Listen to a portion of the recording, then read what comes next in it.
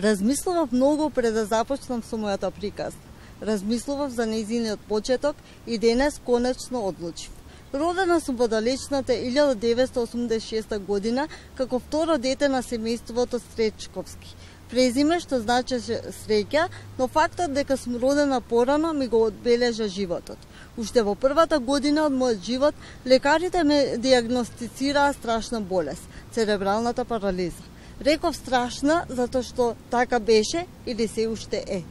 Разговараме со Марга Велеска, авторката на книгата Заробена во сопственото тело. Добре дојдовте. Добро утро. Добро утро до вашите гледачи на МТВ. Чест ми е што сум ваша гостинка. Разговараме денес на тема твојата нова книга, втора поред, но овој пат многу поразлична. Што е тоа што е толку поразлично од првата? Така да, првата книга беше поезија и тоа одамна, 2006 година, беше доделена наградата Даница Ручиге како најдобра дебютантска поетска книга за 2006 година. Како што кажав, тоа беше поезија, овој пат идам со нешто ново, поточно роман и не било каков роман, туку автобиографски. И сега, оно што мене многу ме интересира, од каде ја црпеше енергијата или храброста да седнеш и да напишеш се оно што чувствуваш внатре и да го преточиш во книга? Интересно прашање, ми требаше долго време, искрено да кажам, бидејќи не е, како што кажа, било каков роман, туку е од сопствениот живот. Ми требаше долго време, дури за насловот, но ете, оно што ме мотивираше и ме потикна да седнам еден ден и да речам, денеска пишувам па што сака дека биде, тоа беа лицата со посебни потреби и преку самата книга сакам да ги потикнам да не се кријат во својата школка, напротив, да покажат и докажат што знаат и умеат. Колку беше лесно да се откриеш себе си во една ваква книга, да го пренесеш на другото оно што го чувствуваш и колку на вистина многу се отвори? Се отворив, па мислам дека до максимум.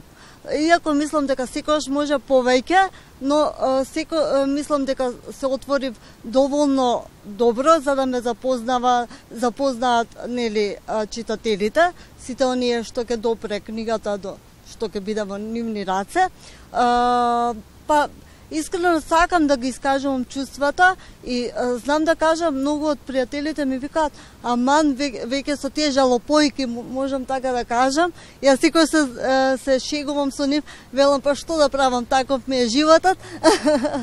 Али проблемот е што баш во тие моменти, среќни моменти, па не знам да пишувам, јас знам да кажам, не знам да пишувам среќна песна. И баш тогаш па и не пишувам, некако се оддалечувам од пишувањето.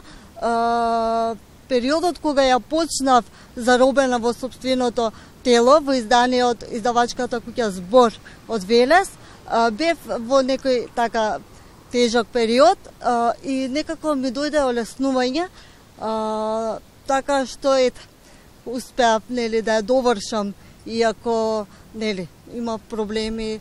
Потоа цело време бев вознемирана додека ја пишував и често пати патев од несоница, размислувајќи дали да го оставам тоа така или да сменам, но сега излезе баш онака како што треба, мислам.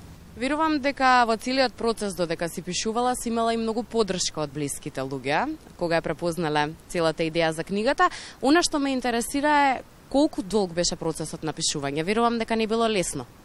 Па, затоа што ја знам приказната, нели, беше прилично доста полесно од друга книга каде што треба да измислиш целата приказна. Мислам дека, ако не се лажам, за неколку месеци ја напишав. Твојата најголема награда е тоа што книгата излезе и што е веќе во нашите раце. Она што би сакала да те прашам, дали веќе имаш некакви планови за воиднина, може би размислувала за нешто поинакво, еднаш поезија, еднаш автобиографија, што следно би сакала да пишуваш? Јас пред оваа книга имам започнато и то многу време наназад друга нели книга, многу поразлична и од поезијата и од самиот роман. Се работи за психотрилер, но не би откривала, некако го, како да кажам, го забаталив, го оставив таму негде во компјутер за да ја довршам заробена во собственото тело. Па потом ќе видиме, може ќе има и продолжение, никогаш не се зна. Јас велам, зависи од Мија, главниот лик во книгата, зависи што ќе се случува на Мија. Па доколку сметам дека е нешто добро, што би ги привлекло читателите, зошто да не?